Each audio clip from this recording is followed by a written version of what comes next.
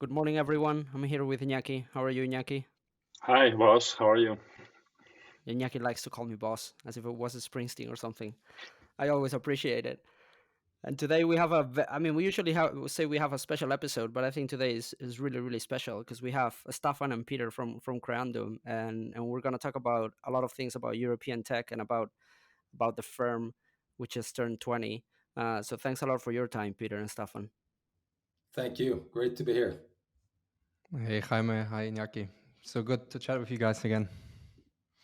Yeah, we haven't seen each other in a while, at least in person. So it's good to see you guys, even if it's across the screen. 100%. It's time. It's time we should meet up in person again. But I feel at least we've interacted so much over the past weeks and months. So it feels like We got closer than that. nice portfolio companies, so we speak through them. Exactly. Hey, Stefan. So I thought I would start with you with a question, which is like, why didn't you've been at the firm for the very beginning, and I think 2023 is a very special year for you guys because you just turned 20. So it's probably one of the oldest VC firms in Europe, and one of the most well known. So why don't you tell us a bit about your background and how?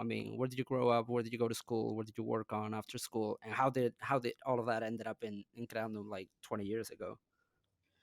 That's a broad question, but I'll do my best. You know, it's funny. When I turned 20 myself, I thought I was very young. When the firm turned 20, I suddenly feel like we're relatively old. So I don't know, where that difference comes from, but it's just how I feel. No, but hey, very short. I'm originally a farm boy from the southern part of Sweden. I lived on a very small farm, luckily outside a university town. And when I was 15, my mother was, I guess, insightful enough to take us all into the city and to realize how life could be.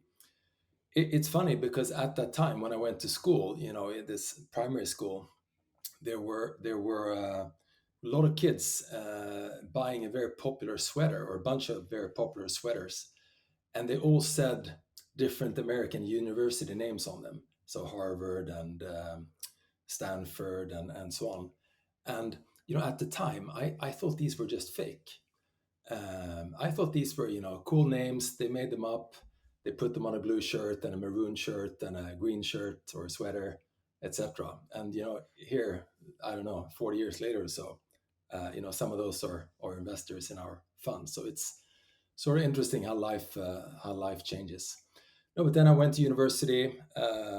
My dad always told me that get a job at a big company. So he wanted me to be a trainee for ABB.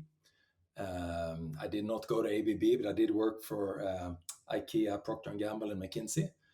And then McKinsey actually brought me to the Valley in 1999, and that's what really opened my eyes to this industry, because I became clear to me that me and my colleagues that all thought we were pretty cool and had great jobs, we were really working for the losers of tomorrow and not the winners of tomorrow. So in short, that's how I got close to this ecosystem. And before you founded Creandum, did you work for any other firms, or was it like was that the head start, like jumping into Creandum for the very beginning?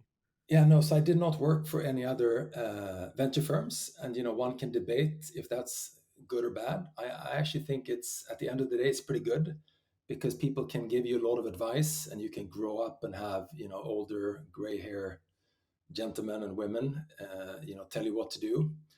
But the cost of doing those mistakes yourself is high, but you learn in a much, much better way.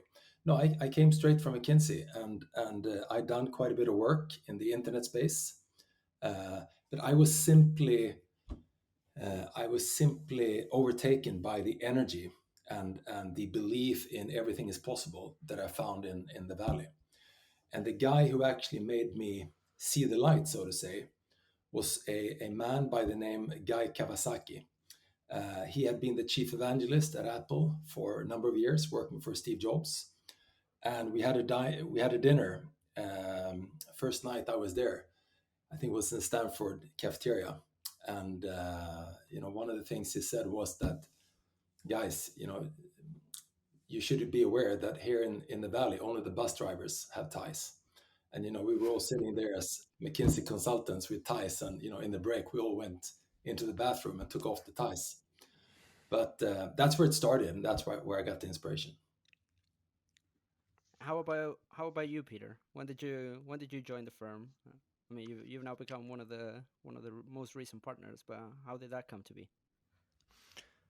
I joined 2017, roughly 6 years ago, and it was a bit tied to the history of Creandum, where Creandum opened up its office around 2016 to 17 in Germany. The original roots were in Sweden, and then in San Francisco with an office over there, and the third office was Germany, and that's when I came on board.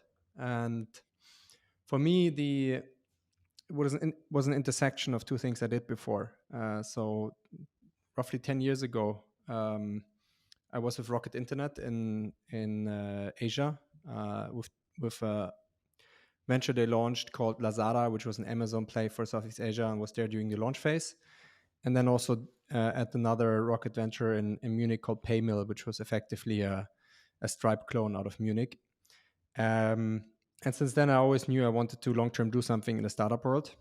But how it came, I spent a few years at Bain doing mostly work for PE funds, so doing commercial due diligences and working on the investment side.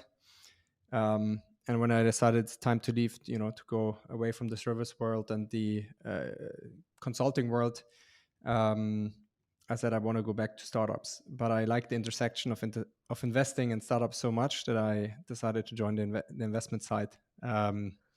That's one side of the story. The other side of the story is I sat down over weekends doing out lists with an engineering friend of mine and another friend of mine who's a founder, building lists of what I should found myself. But all our ideas were pretty bad, and we weren't really convinced of something that is good enough. And so I decided, let's just if we don't come up with something which is good enough, I should rather stay on the investment side. And so we've Creandum here since the past 6 years. And now you're based in London, right? Exactly. I moved over to London a year ago, or a bit longer. Creandum now built up its fourth hub here. We sort of like operate out of equal hubs, what we call, where we have teams in all of our offices in a decent size, where we try to be sort of like the right mix between a really international firm, spreading across the globe, and on the other hand, being very local and being able to support companies locally in the most important ecosystems in Europe. Yeah, I'm interested in that. I mean, why London? I mean, as you were saying, you guys started in Stockholm, then you opened an office in Berlin. When, I mean, it's still the heydays of Berlin, but when there was a lot of noise and movement around Berlin, and now London, when, I mean, the ecosystem has been established, but also like a lot of, especially American firms, are opening office in London. So why London in 2022? I think it was when you guys opened. Staffan, why don't you start with sort of like the historic perspective, and I add on the current one. I mean, hey, I think we have always wanted to be a pan-European firm, but that's not something that you can do just overnight. And our approach has always been to make all the changes in our firm step by step. And instead of going to London after a couple of years, we decided to establish ourselves as an international firm before coming to London as sort of the final step on our European journey. And we could have done it, 8-10 years ago, but then we probably, I think there's a risk that we could have been seen as yet another, let's call it local fund, that puts one or two people in the London office and say, hey, now we're also here, the cousin from the countryside. And instead, we crossed the Atlantic, started San Francisco, then we did Berlin, and we were an international firm and had been investing in London for almost 10 years when we then rolled in, so to say, 2 years ago and started a physical office.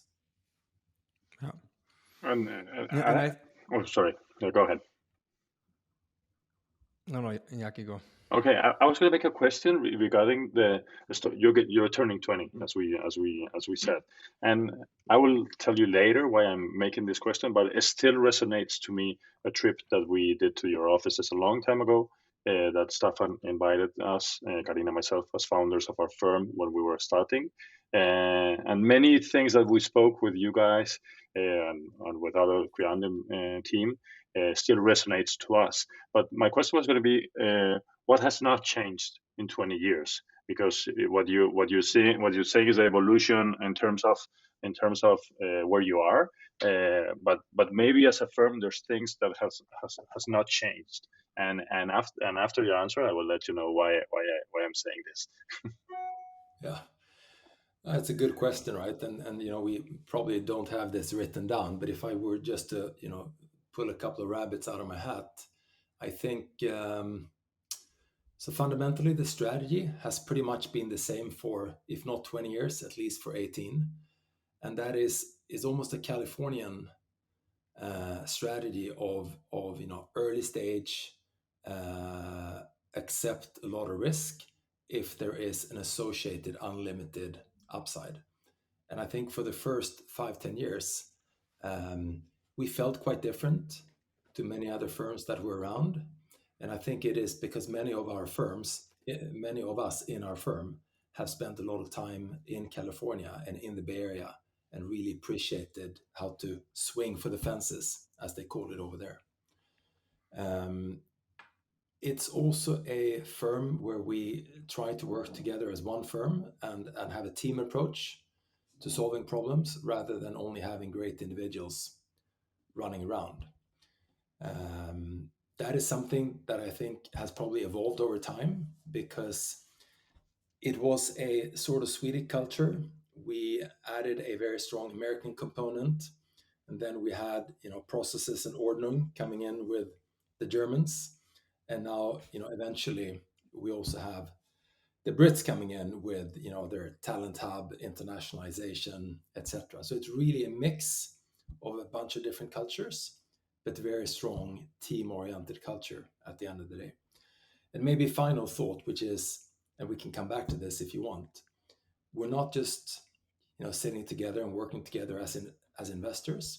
We're actually quite busy doing a second thing, which is to build the Creandum franchise, which is a brand and a firm that hopefully will live on even after I've stopped and hopefully also after Peter stopped being a partner in the firm.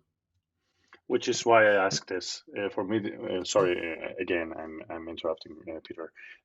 This is what resonated to me more about those talks that we had those days, is that you told us we are building something that will evolve in time, and we always tell our LPs or people connected that in whatever number of years you will find the same Creandum, but probably not built with the same people that were at the beginning, but same type of people, same type of culture. And for me, that was like, I want to do that. I want to have a firm in right now that in 50 years it won't be mine, but it will be like the ones that we started. Yeah.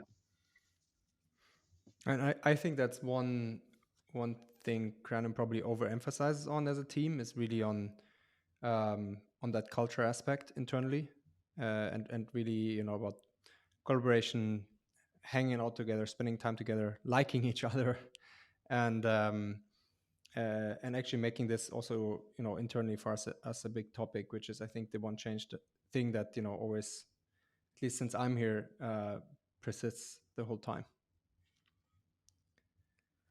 And how did you? So since we're on this topic, and it was actually one that I wanted to spend some time on, and I talked to Carl, and he insisted on us spending time on the generational shift and how do you guys plan that kind of stuff internally. So there's, I mean, even ourselves at Kfund now, we started as a Madrid office. Now we have offices in Barcelona, in Lisbon, and in Sao Paulo. I mean, there's all of these process or thinking that goes into how to best approach this. Do you grow talent from within? Do you try to find local talent in those ecosystems?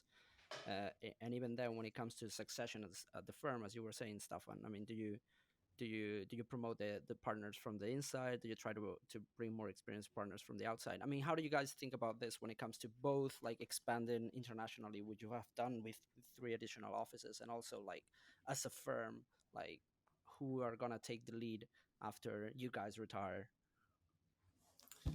Yeah, hopefully not one person, but several. Hey, I think if we just think about the principles of a partnership first, a partnership is it's a setup where no one is a boss, and you work together as a team, and hopefully you have a good caliber in your team, which means that you can attract great people from the outside, and you can also make it very attractive for people from the inside. I think that's really the core of a partnership. And if you look at our partnership today, there is 8 of us.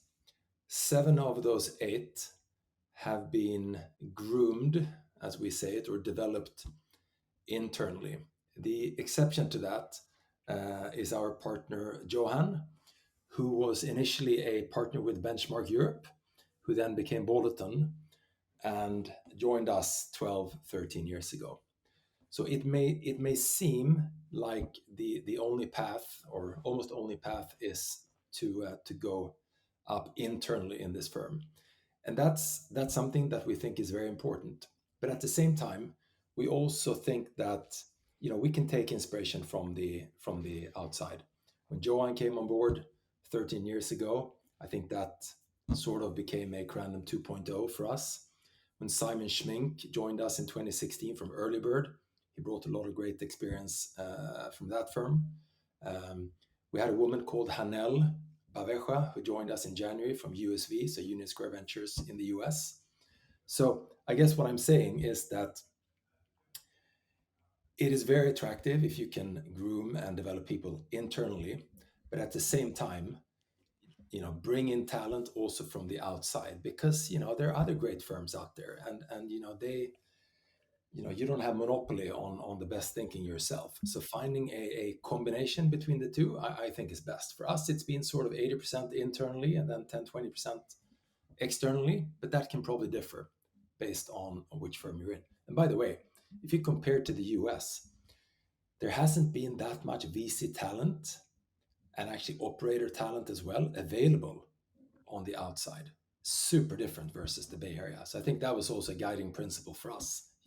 Better train the people ourselves, because there's not that many people on the outside.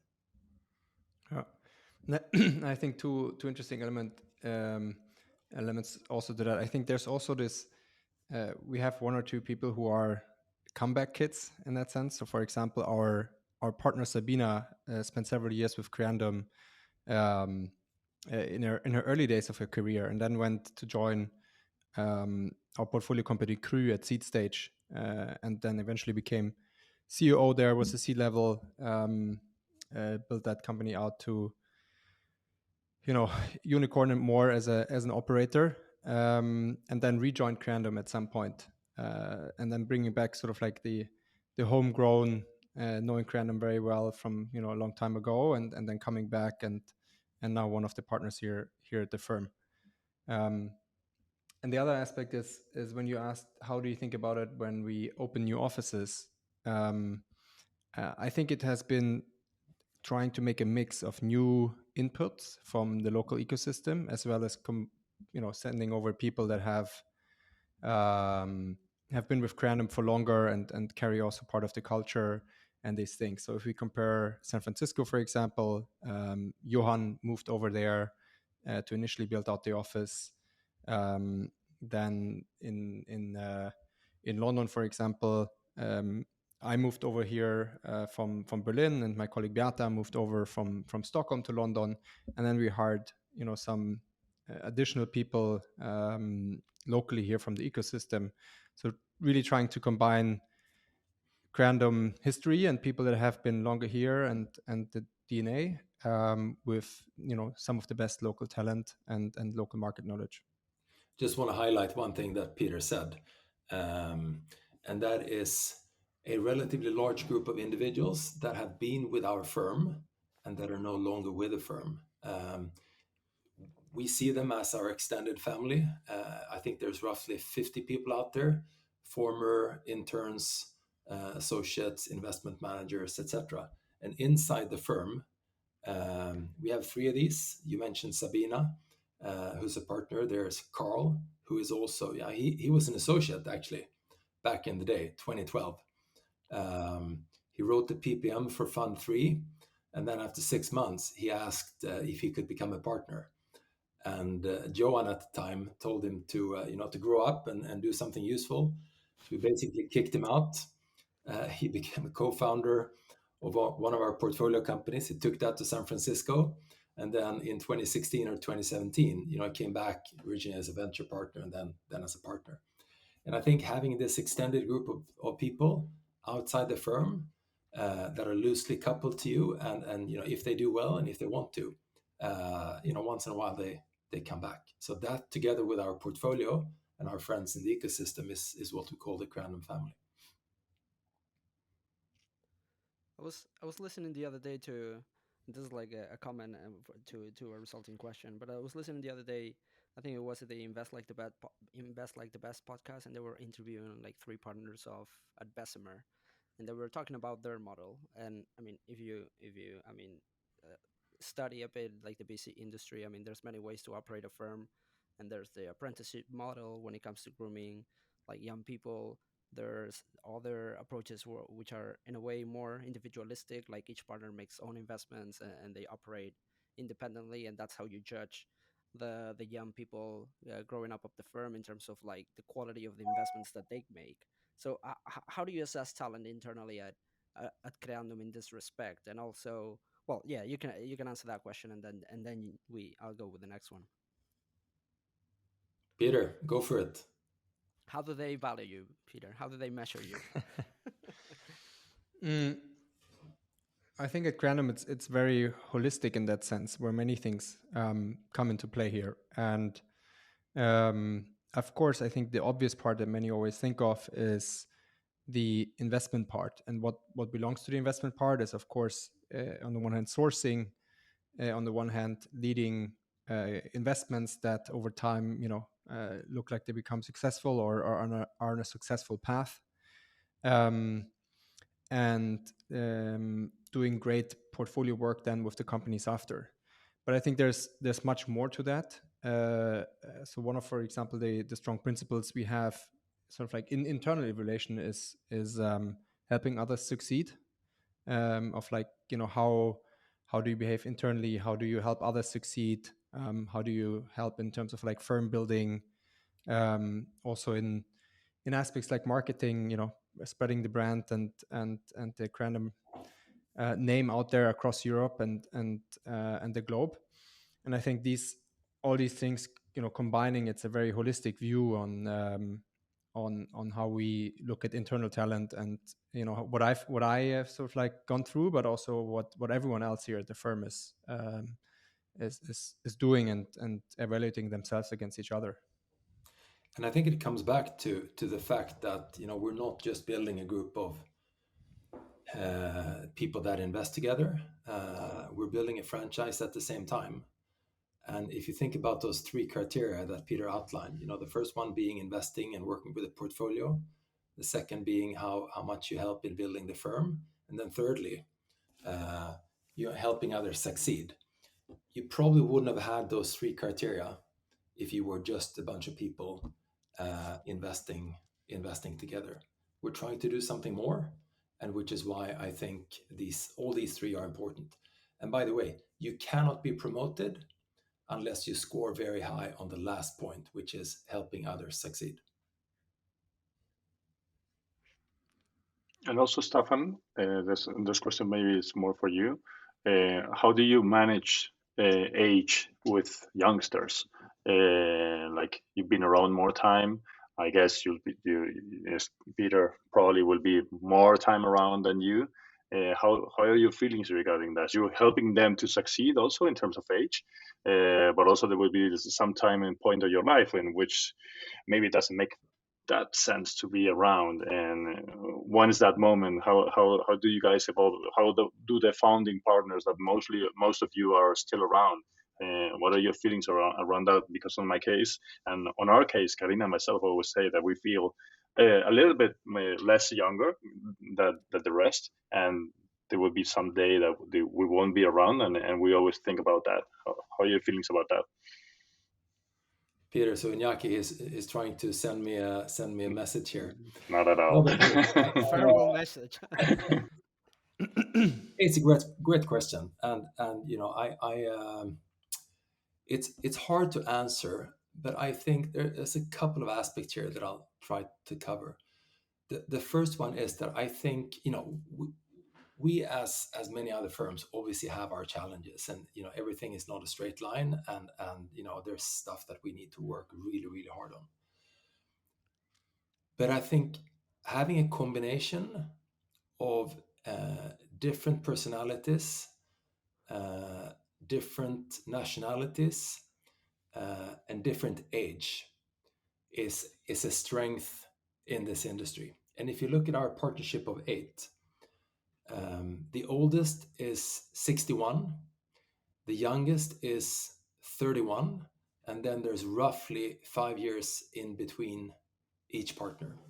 So in terms of shifting generations, handling succession, making sure the franchise lives on, I think we've sorted that out pretty well. You know, then for you know, me as one of the oldest partners, and by the way, I'm not the oldest, but one of the oldest, I think it's just fantastic to work with you know, younger partners and younger people, both people like Peter that are partners, but also younger associates, etc. It keeps me young, but it's also not a free lunch. I don't think there's that many 54-year-olds, there you have it, that work you know, as much and as hard as I do, and try to be on 24/7. And you know, obviously that's not great always, you know, if you ask my wife and my family. But I think it's a choice that you have to make. And if you're not willing to make that sacrifice, then you shouldn't be a partner, at least in our firm. I don't think there is not a position for hangarounds in this franchise. You know, either you're in or you're out. And to have these younger partners and other colleagues that you work with, you know, they keep the pressure up. And if you start to relax, you will know it. And that's the only way forward. Peter, be great to hear your perspective on this as well. No, I mean, I echo everything you're saying here, but I think one interesting anecdote is an angel that asked me once of like, oh yeah, I mean, your partner here, he's like, is he still like super active? I mean, he's one of the older guys, or is he just, you know, chilling and chiming in from time to time? And I was like, what do you mean chilling and chiming in from time to time? It's like, yeah, he's done this for so long, and like he doesn't need to, you know, put in the same effort and as the young guys. And I'm like, no, I think last year he was probably the one that had, you know, the most travel of all of us, and flew to the most companies out there and visited them. And it doesn't matter if he's you know, in his 50s, 60s or not, but he, I think everyone here, regardless of age, sort of like lives sort of like the 100% mentality, and not sort of like chilling or leaning back. And I think I personally feel very grateful for the diverse setup that we have in terms of also age groups, because I can learn from very different things when I joined Creandum, of people that have done it, you know, a long time, that have done it for 20 years, but also extremely talented people that haven't done it for 20 years, but maybe 5 years or 7 years, and have a slightly different perspective on some things. And not every perspective and style typically has its value. And so when I personally came into the world, I tried to work with as many of the different people here at Creandum and learn different things from them, because everyone has different strengths and everyone has different experience, and it can be sometimes for the better to have, you know, much more experience, but sometimes also for the better to be a bit more naive and like think differently about something for maybe some younger partners or people. And so I think it's a good mix to take away different things. On that topic, Peter, Oh, sorry, Stefan. Go ahead. Go ahead. No, I just wanted to chime in quickly and say that I think one reason for this is also, why we're doing what we do. And I think if we were to ask us individually, most, if not all of the people in our firm love just working in this ecosystem, love working with, you know, you know, exciting entrepreneurs and being at the forefront. We're not in here to make lots of money. I think the way we think about that is money at the end of the day, that's just a receipt of a job well done. If you get associated and invest in the best founders, you work with those companies for a very long time, there will be money at the end. That is not the driver for what most of the people in our firm are here for. Yeah. And I think it's also like the type of industry where if you're in the industry for 5, 10, especially in your case, stuff on 20 years, I mean, you only last so long if you really enjoy it. And I think, especially, I mean, we're both part of Included BC, the program for minorities wanting to get into BC. And when we, at least when I talk to young people wanting to get into the industry, one of the usual questions is, I mean, it seems like you guys have a pretty good life talking about BCs. You don't do much work and that kind of stuff. And I guess that once you're in the inside, it's pretty much the opposite. I mean, I think you were alluding to this stuff, and I mean, at some point there's not that much like work-life balance, and yeah, sometimes you get stuff to disconnect on a specific day for a couple hours, but you pretty much work like 7 days a week at the end of the day. Yeah. So, Peter, you were saying something interesting before, which was about cross learning uh, from each other, from the young people, from the old people, and I guess that was very well, quote unquote, very easy to do when you guys were a team of 10 in two offices, Berlin and for example, Berlin and Stockholm, or Berlin and well, the two European ones, which are closer to each other. And I think I remember at some point in a conversation you actually said something like you flew, all the team flew to Stockholm like every once in a while, quite frequently, just to be with around one another. And I guess that helps with all of the friendship part that you guys were mentioning. But is how do you make sure that cross learning still happens when you guys are, I don't know how many people work at the firm, but it's like a lot of different offices, different time zones, uh, different markets that you're in? Is that a challenge? Is that easy to achieve, or how are you guys coping with that? It's a good question. And I think we deliberately take a little bit of the pain here of operating this multi-hub strategy, because we really believe in the upsides it has for the entrepreneurs that we work with, but also our investments and seeing more locally on the ground. But how we operate is, I would say, almost actually remote first, in that sense of that we always work across the offices, regardless of topic. And for example, our most recent deal that we worked on here in London, one of our Swedish partners, Frederick, led that deal. And he worked on it together with a person from the Berlin office and a person from the London office.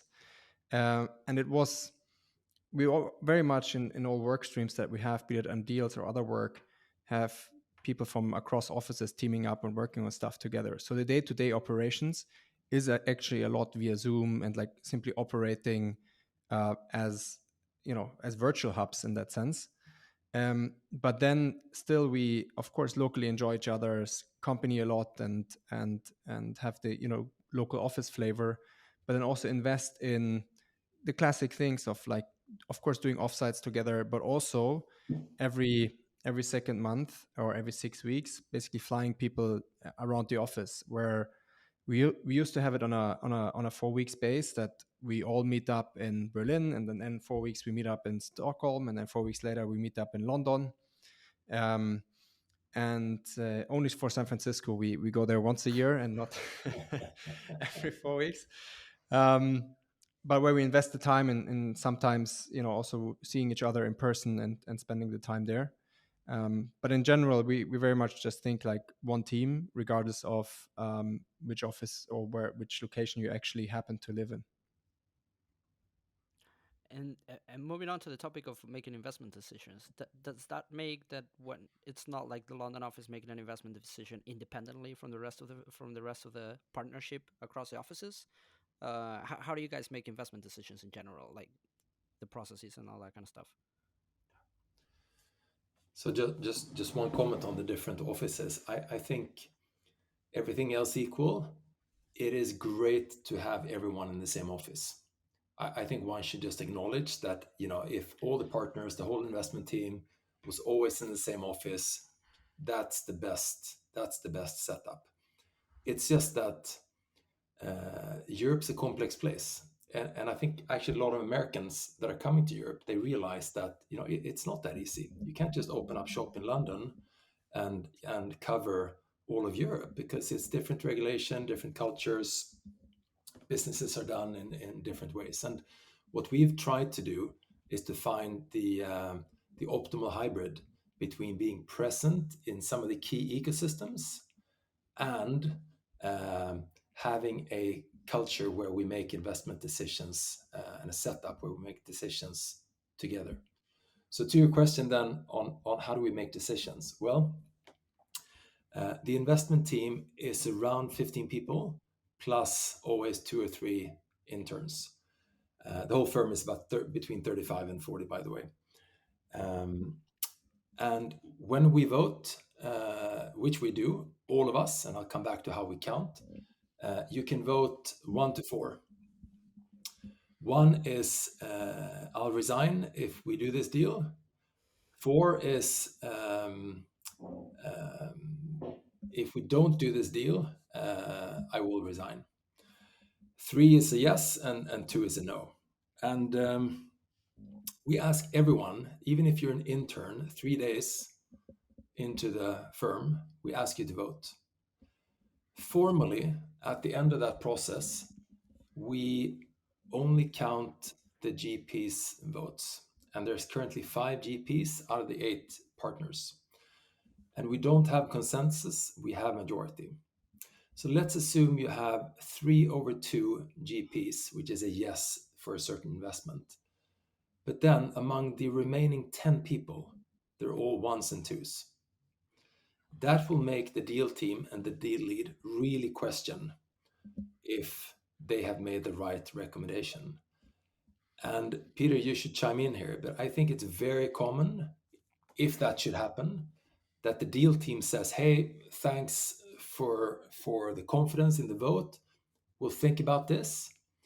And then they come back the next day and relatively regularly say, hey, there were a lot of great questions yesterday. And we know we have the mandate to proceed, but we don't feel comfortable in doing it. So this process is designed to foster conviction, but it's also designed to pull out both the experience from the people that have been doing this for a long time, i.e. the partners, but also the really young people that are relatively fresh into the industry, that are actually super smart and very insightful into a lot of evolving business models, etc. And I think one thing which this also promotes is really valuing and relying on opinions also of others, and valuing the discussion that we have internally as the whole team, versus I think a perspective of, sometimes in the VC industry you hear stuff like, yeah, I'm trying to get this through for approval or through for a mandate and these things, and that's something we like, a mentality which you try to avoid, and we rather discuss very well on things and everyone voice their opinion and like get influenced by the sentiment of all parts of the team. And sometimes it's totally fine if it's contrarian sentiment, because not all great companies have have a slam dunk sort of like everyone's positive for it. Maybe sometimes we also discuss if it's a bad sign if everyone's just a 4 or 3s and no one's against it, if it's too obvious then. But I think it promotes discussion and how we value that. Is it common that, for example, there's the approval from the general partnership of 3-2, 4-1, but then the investment team says, think twice about this, and they come back the following day, as you were saying, Staffan, and say, hey, I think you guys I hear your opinion, but I think you guys are quote unquote wrong or not seeing it the way I see it. We're gonna move forward anyway. We had both cases. I mean, we had both cases. I personally, for example, had one of the cases where I was part of a deal team when there was a positive mandate, but there was just a lot of question marks from the team, and this overall sentiment was rather negative. And we then decided, discussed it again in the deal team, then decided to not sort of like pursue it and to not issue a term sheet. But on the other hand, we also had in these things like contrarian mandates or weak mandate or whatever you would call it, and people then just discuss it, maybe have a follow-up discussion, addressing questions, etc. Think about it, and then if they come back and said we believe we should move forward and offer a term sheet and do this deal, everyone is fully behind it. It's not that like once we're past that point, everyone will sort of like fully stand behind it and run for it, and not say like, yeah, but I was actually I negative told you about so. that. No, that doesn't happen. Yeah, and what kind of BC is Creandum in terms of like portfolio support? I think I saw somewhere around in an interview that I think you guys even define yourselves as not an operational VC or something like that. Maybe I got that wrong, but how much? I mean, what kind of support do you provide to companies? How much do you get involved, and how do you manage the portfolio relationship?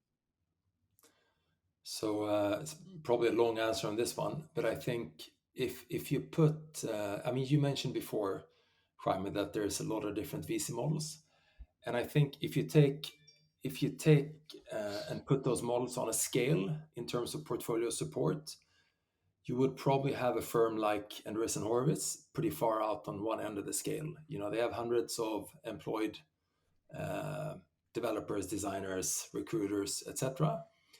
And at the other end of the scale, you probably have Benchmark, which is conceptually, five partners and a dog. We are relatively far towards the Benchmark model, where we think that at the end of the day, the most important support that you as a firm and a partner can offer the entrepreneurs is the individual relationship between you and the founder or the founders. And the ambition is that all the partners at Creandum should be, the preferred investor and board director in that group. Now, it's not that black and white, because in addition to, a strong group of partners, we have a number of different functions where we try to support the companies in the best way possible. We have a head of talent. We have a relatively, I'd say, sophisticated product and design function. We have go-to-market people. And then on top of these functions that we have internally, we have marketing as well. We have a part-time group of people that come in as EIRs, venture partners, etc. And then finally, and maybe I missed stuff you should add, Peter, we have obviously the whole portfolio. And Creandum portfolio is now close to 150 portfolio companies. And making sure you extract the value out of that portfolio, I think is a key competitive edge. And that just grows over time. And to do that really well, we have a head of network whose role, and one of the roles actually, is to facilitate knowledge transfer from the portfolio and inside the portfolio. Yeah, and I think the right word for it, probably I always use, is quality over quantity. So it's not about having the biggest platform team, but rather a few key individuals who we really think are actually help to our portfolio companies. An example for this is, for example, Lars, who's a venture partner with us, helping companies on the go-to-market side, and he built up go-to-market at Neo4j, one of our portfolio companies, from 0 to 150 million ARR. He made the move, from Europe to the US. He was working in San Francisco, and and doing enterprise work in an enterprise SaaS company. And I think these are world-class individuals that have built in amazing companies, and we rather have a handful of people, a few of the individuals who are just extremely good, we think, than building out a massive team. Because it doesn't scale, right? If you got 150 companies, you need to dedicate your efforts to some of them. How do you decide which one you need to work more with? Who decides that? Is that do they decide this? Is it a matter of you guys as a team? Because at the end of the day, some of them probably don't make sense to dedicate time because they're maybe too big or maybe in a bad situation. But how do you decide this? This business doesn't scale the added value part, right? Yeah. You can probably see both of us laughing a little bit, and that is because we probably haven't really figured out exactly how to do this. And some of these people are in strong demand, both internally and from the portfolio. And it's probably a constant struggle to make ends meet here. That's something we're working on, and we'll probably get better at it. But you also mentioned something around, companies, who might not be worth it, etc. For right or wrong, I think our mindset is that once we've decided to back a company or a group of entrepreneurs, we want to be helpful and be there for them, for a very long time. And there's, we have a bunch of companies that haven't done super well at the end of the day, and I think most of those founders, if not all, are going to say that we were there till the bitter end. And does that make sense in a financial aspect? Probably doesn't. But what's important for us are a couple of things. One is that's the promise we gave to the entrepreneurs, and secondly, our brand is on the line in every interaction with entrepreneurs, from those that we decline and to those that we had the fund invest in, but then things didn't pan out the way we had all planned. I can say that I was there with you, Staffan, in one company that didn't succeed, and you were there until the last minute. And I've seen that. and we know that it's painful and it takes a lot of time, etc. But yeah, hey, that's just how we think about it. And you could argue against it, but I think that's our DNA. Yeah, agree. When it comes to investment decisions, I now realize that I had something else to ask. What about follow-on investment decisions? Because I think that's often not talked about. I think even ourselves at Kfund, we've changed how we process that over the years. How do you guys do that? Any learnings there, and how has that changed over the past, 10, 20 years? I'm sure it has. Peter, go for it. I mean, like how we're doing it is so a significant part of the capital in the Creandum funds is reserved for follow-on capital. How much? And let's say roughly half. Roughly half, okay. And then we basically discuss each follow-on discussion in the whole team. So basically the deal lead or the deal team, sort of like that worked on a deal and then and this having the portfolio relationship as their main contact. They are basically coming up with the situation, educating everyone about how it's going, and then we discuss this basically in the whole team. But also twice a year we run a whole portfolio exercise where we looking at all portfolio companies and basically educate the whole team around the whole portfolio and talking about the challenges, about what is going on, and like a very systematic manner going through all of our companies, so that everyone is actually informed and has a relative perspective on the different companies and opportunities. So it's not in terms of like siloed decisions where you lack the comparison, but we always of course try to bring the comparable there into our process and make this a full team discussion. And our operating partner Daniel is also playing a key role here in in managing sort of like the follow-on capital and being prudent about it, but also using it sometimes in the most effective way also for companies to where it has an effect or where it can help. And one metric that we have here is, at the end of the day, how much of the fund has gone into our definition of winners. That could be the best, the best 25% of companies, etc. And I think it is very clear that when we look at this across the funds, and remind you, we're currently investing the 6th fund generation, so it's quite a number of funds, and we can see that this metric improves steadily, fund by fund. In the beginning, we, as everyone else, had a tendency to try to save companies by investing a lot more money into them. So the percentage of money going into winners is increasing consistently. Then there's this whole debate around initial versus reserves, and we've always thought 50-50, but I think we've seen that for a couple of generations we actually had reserves creeping up and being somewhere 55-58% of the fund. I think we're now swinging back a little bit to optimize the number of bullets or investments in the fund.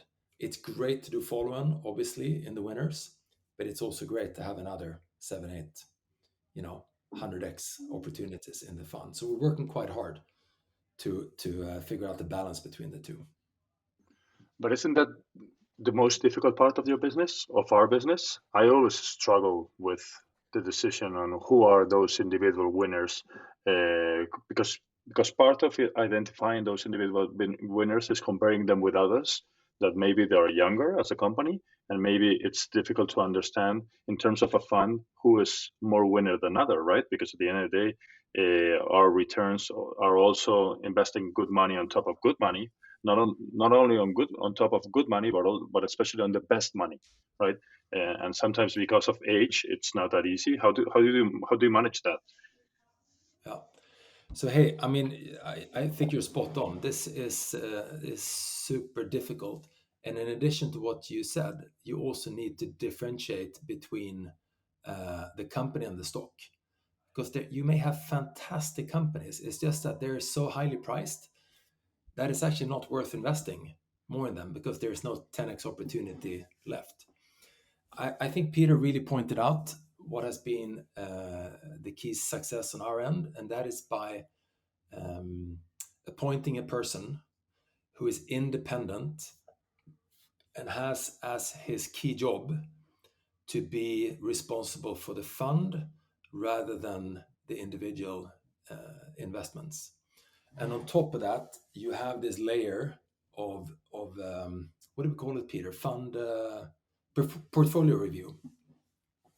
And that is basically wisdom of the crowd, if you know that concept, in practice, where you have a bunch of people coming together, basically rating all these companies.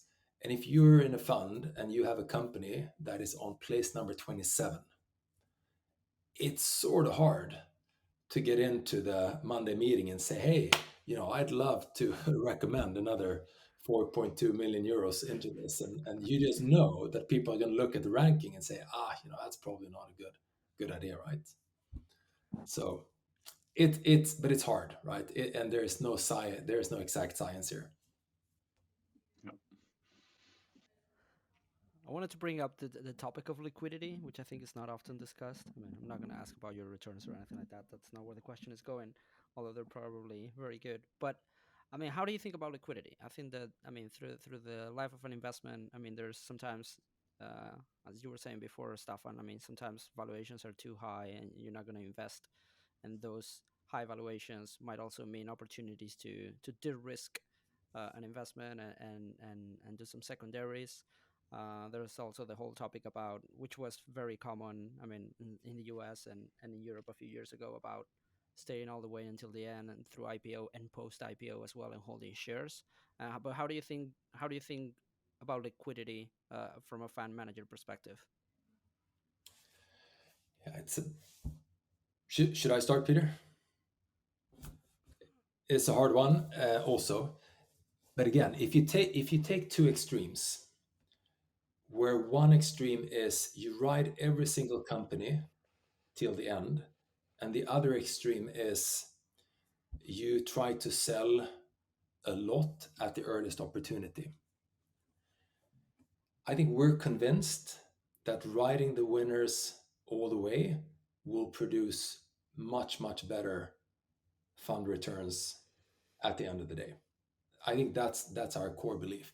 And that is also why, an average Creandum fund is usually somewhere 17 to 18 years long. And then obviously you're going to ask the question, okay, but how the hell do you do after 12 years? What happens? Well, it's very simple. We have an agreement with our LPs. And by the way, our LPs are all they're mostly non-profit and they're super sophisticated. Many of them have done this for 30, 40, 50 years.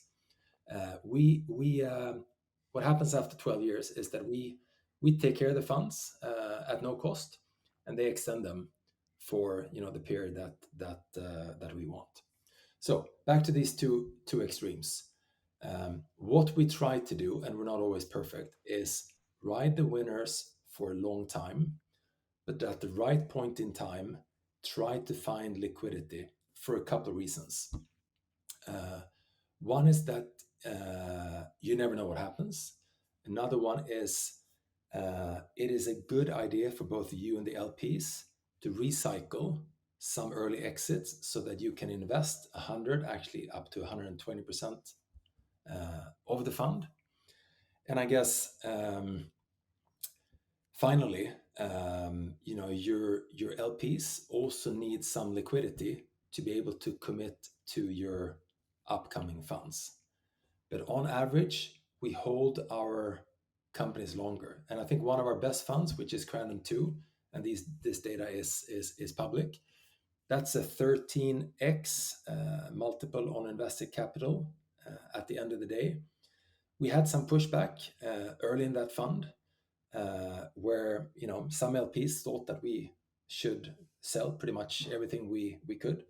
That would have given a 3x fund instead of a 13x at the end of the day. So I think that's also taught us the value of holding on long. Is that the Spotify fund?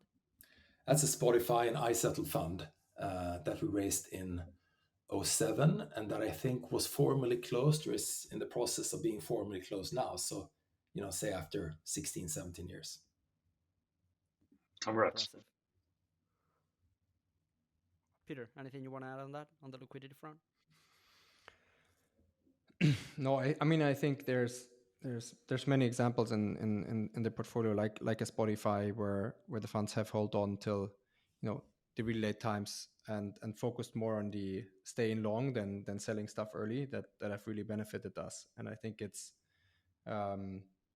there's currently, of course, a lot of discussions in the market after the whole VC world has basically realized that it probably would have been a good idea to sell a bit in 2021 at peak market and do some secondaries along the way.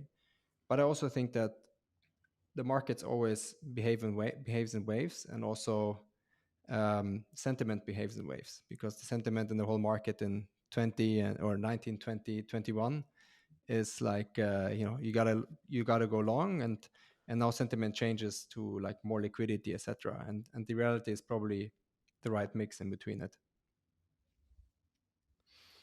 And I think every VC will, once they summarize their books, realize a number of opportunities where they should have sold more earlier, but also a number of opportunities where they should have held on longer. And we're no exception to that. Obviously, there's a couple of situations where our funds should have sold more in 2020, 2021. Cool. I was looking, moving on to another topic. I was recently looking at a graph of your fund sizes over the years, and that's gone up, obviously with the market as well, because the landscape has changed. But something that at least I got the feeling from reading about Creandum over the years and all that kind of stuff is that you guys have stayed true to seed in Series A and Europe, well, mostly Europe, but stayed true to seed in Series A. You've probably, I'm sure, you had these discussions internally about, hey, should we go up market at some point? Should we start investing in growth at the growth stage or late stage? Even as a firm, should we start doing like venture debt funds or more like PE, all that kind of stuff, diversifying into different kind of assets? Why stay true to seed in Series A, and how has there any ever been like a temptation to go into other kind of asset class or not? Right. Maybe I start out here, and then Staffan can add on it. And I think we're also a true believer into sometimes it's good to, we know where we are good at, and we know sort of like seed and Series A is really our strength, and how we in the past years have treated fund sizes in our discussions internally is really look at what is the fund size you need to lead the right seed rounds? What is the fund size you need to lead the right Series A rounds? And this sort of like has like been the main influence into our fund size. It hasn't been, that's the main driving factor of it. It's not like how much can you raise, how big a fund can you do. If we would operate by that, then our funds would be, much bigger and inflated. But I think we just felt that the number we have is the right size of what we need for seed and Series A, and what we need for providing high returns and one of the best performing funds to our investors. And on the other hand, every then, I mean, thoughts or discussions if someone should expand something over time come always up, because I think it's also important to simply discuss if you need to evolve in a certain direction, if it kind of makes sense. But I think for us, for now, we have concluded sort of like to focus on the on the core things, and rather add some smaller things or changes to it. I saw some really interesting data only a couple of days ago from PitchBook, and they looked at how many funds had generated more than 3x net. That's our target for all our funds, and so far I think we've done well towards that target. But the data from PitchBook said that only 2.5% out of 800 VC firms had more than 2 funds of the underlying funds that had done 3x net or more. Yeah, so that. So I think what this tells you is this is a really hard industry.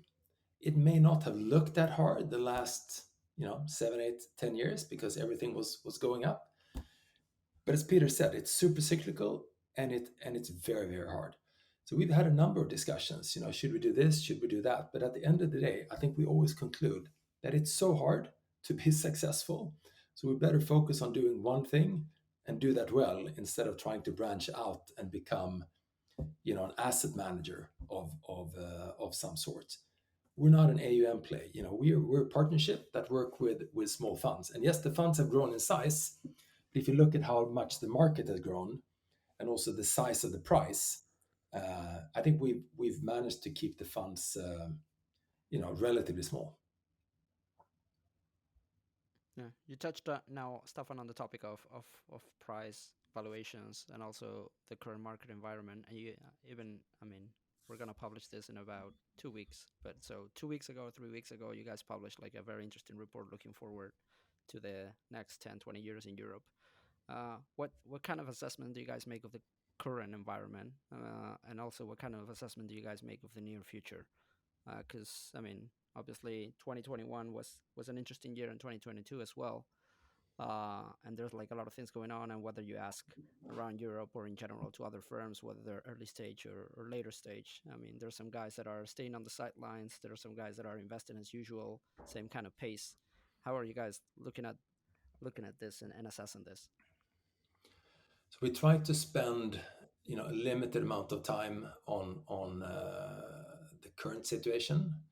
And what do I mean by that? Well, I mean the great companies started in both good and bad times, and our job is to find those entrepreneurs and back them early stage, pretty much whenever. And if we were to stop investing or really, push the brakes just because times are bad, I think we're not doing our job, because our job is to invest in these companies and then hold on to them for 15 years. And there's just no way that you can see that far into the future. So you better just keep on backing the best entrepreneurs today and tomorrow. What we are more interested in is really the long-term view.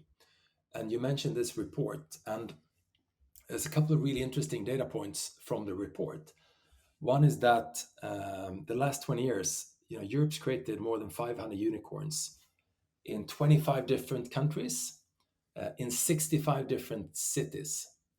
And if you then look at Europe and compare it, for example, with the US, which I think is the gold standard for the startup ecosystem, that's a pretty impressive data point.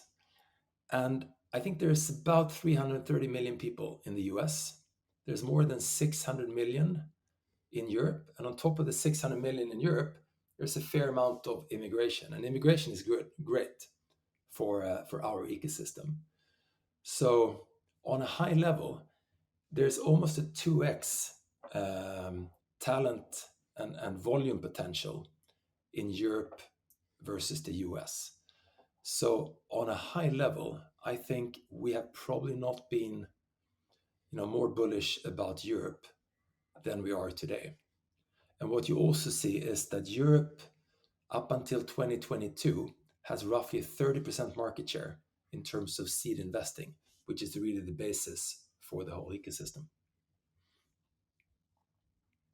Peter, how do you see things from the London perspective now, and in general across the continent? I mean, as Stefan said, it's probably now is a similar good, maybe even better time to invest than 2-3 years ago, when sort of like a bit of the hype is gone, and it's a bit more focus on the elements that really matter, and also sort of like when prices have adjusted a bit to normal historic levels. I mean, we're always talking about prices that have fallen over the past years, but if we actually look at the data, valuations have been an outlier in 2021, and some parts of end of 2020 and maybe some parts beginning of 2022. But valuations we're currently seeing in the market today is basically on the 2019 level, on the 2020 level, on the 2018 averages roughly. And so it's just we're back to a normal level where we've seen a hype and a peak in between.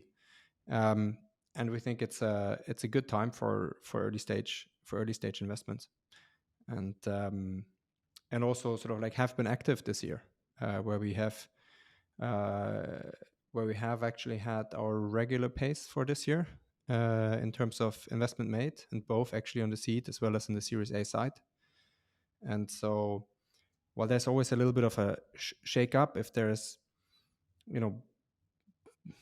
big market events happening, or like when the Ukraine war started and some of the COVID started, some of the big events where the market is always trying to find the right new reality within a few months, and assessing what is happening.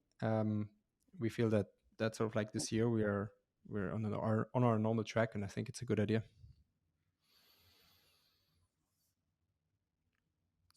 So one of the very last questions that I have, and then perhaps Iñaki has more, but so I don't remember where I listened to this, but there was there were like a bunch of VCs talking about things that, going back to what we were saying about the different VC models, like things that they overlooked or that they gave more importance to that other firms, or the general consensus is not to give us as much importance to those, and the other way around, things that perhaps you think others overvalue, and obviously we don't need to name names that you guys think are less important. Any examples of those or anything that comes to mind? There's usually, for example, I mean, Sequoia, especially Doug Leon, was very clear about this. We invest in big markets, and then the rest will figure itself out. Obviously, with the founder quality as well. But any thesis that you guys have around that?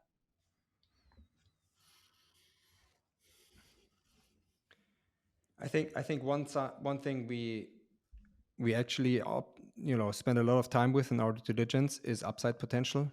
I mean, that's, as Staffan alluded before, we're looking into really finding things globally that have potentially unlimited upside. And that's actually one thing we're spending a huge amount of time with in every due diligence in assessing market potential, market sizes, how markets are evolving and growing, future market potential, and these things. I think this is Which the is, one thing we. Peter, sorry to interrupt you. Which is sometimes kind of hard to assess because I mean you can put numbers to a market, but then sometimes I mean you're surprised by markets that end up being created that you could never think of. And as a VC, you are often also wrong in sort of like your assessments, and sometimes you're right, and sometimes you're really right, and then it's really rewarding. But I think there there is probably a good amount of things you can more or less look at excluding in some ways, where you clearly see limits. And then there's the things where you can make bets on evolvement of future markets. So for example, one market that a good example for is the battery market, where 3-4 years ago we backed a company called Twice out of Munich, which is software for battery analytics. And basically the initial thesis behind it was that we were looking at the battery market, and that was that is exploding over the next 10 years, but it's like a long-term 10 to 15 years evolvement of the whole electrification wave that is ongoing. And with that, back then the market for battery software is not a massive Exploding. market then. But we know sort of like that this software stack we already see it like growing very, very, very fast. And I think, and it's going to be even more big in the future. And these are the things we're trying to evaluate, and sort of like looking at the potential market evolvement over the next 10 to 15 years. And actually electrification has become one of the areas we are also most excited about and are spending a lot of time with these days. Something really something super obvious to ask you guys is, what are your thoughts regarding Southern Europe? What are your thoughts regarding Spain? We got two nice co-investments together, but if I remember that day that I told Staffan, come to Spain, look at things over here, and he did, and we've made some things together.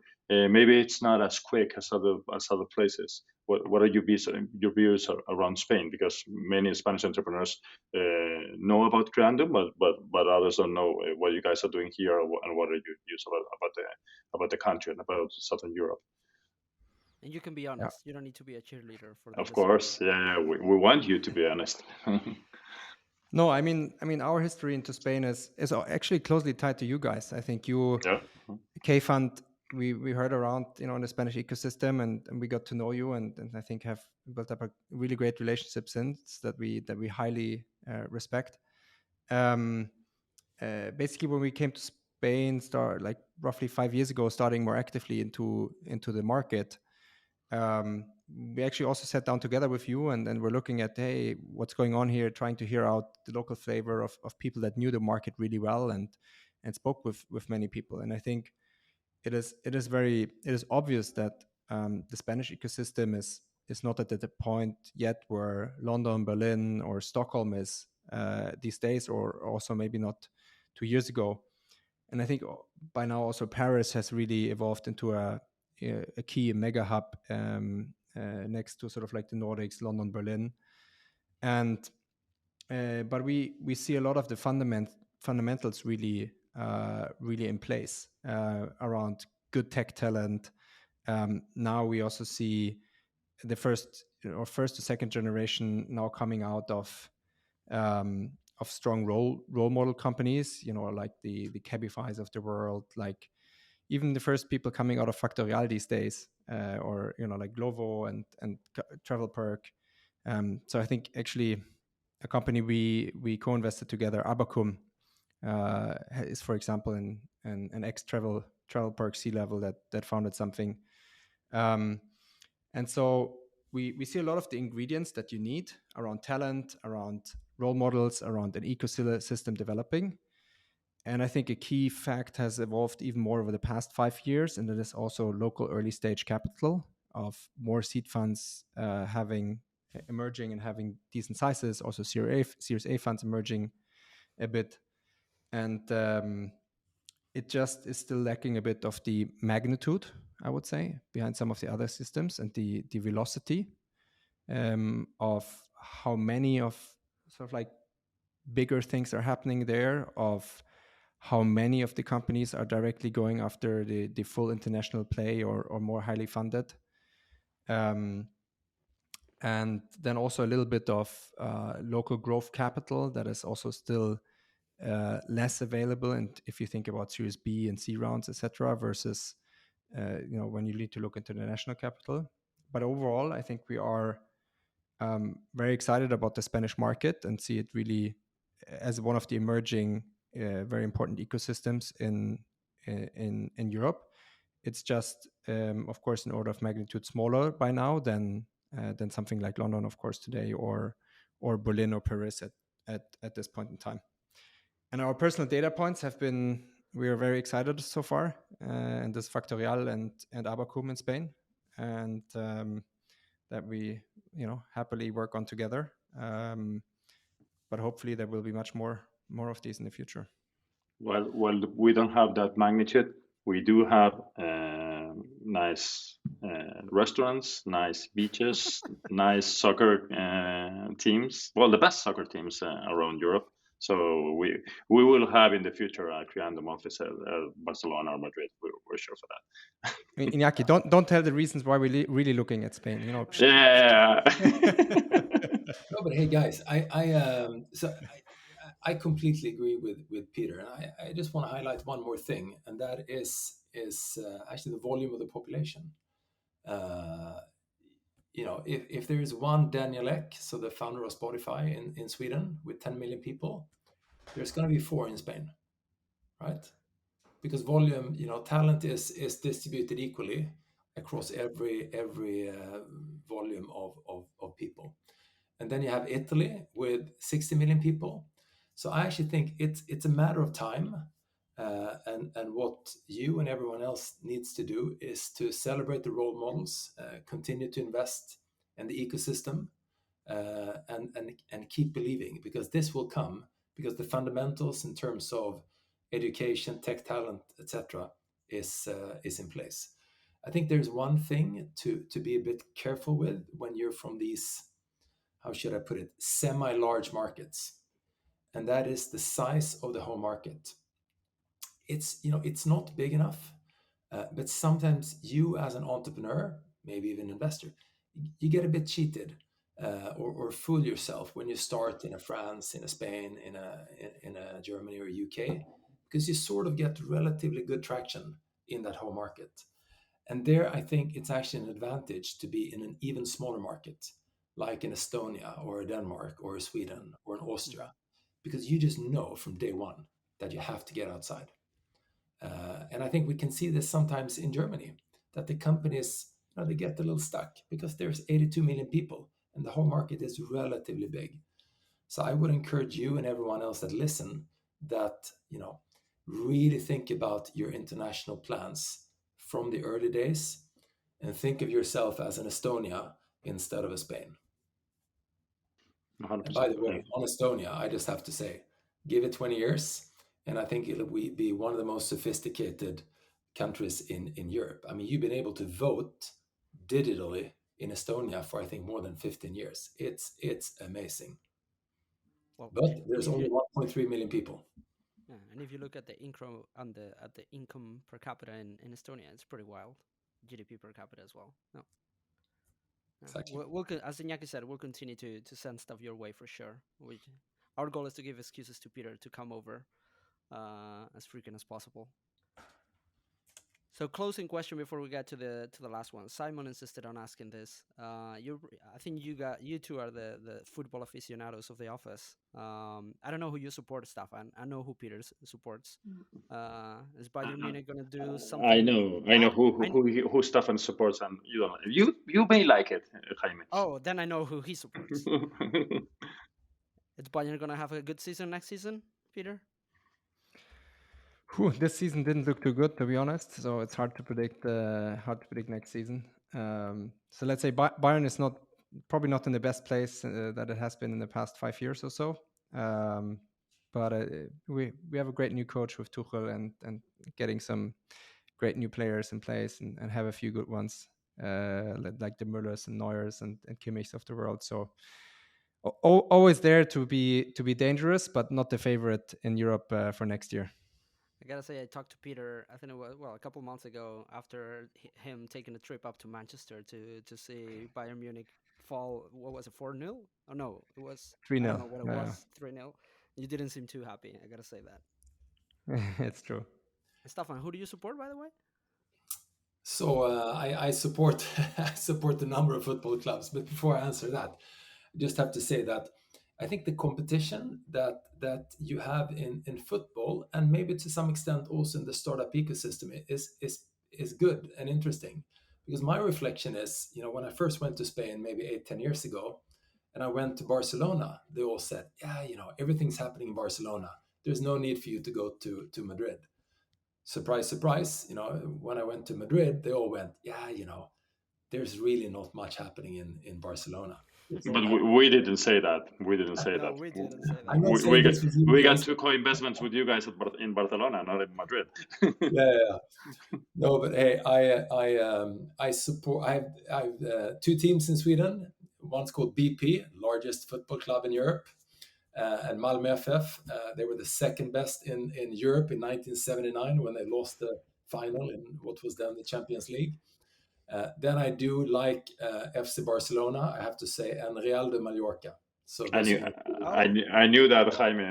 This is why I told you that Staffan supported Barcelona as you do. Yeah, it's actually funny what you said about Barcelona and Madrid, Stefan. And I think this is something that I heard Iñaki say for the first time, which when we usually get asked by international investors about the ecosystems in Spain, and I think this is like a phrase from Iñaki, we usually say that there's like Barcelona, Madrid, and foreigners in Barcelona, which is like its own total ecosystem that doesn't mix with the rest. But yeah. Got it. Yeah.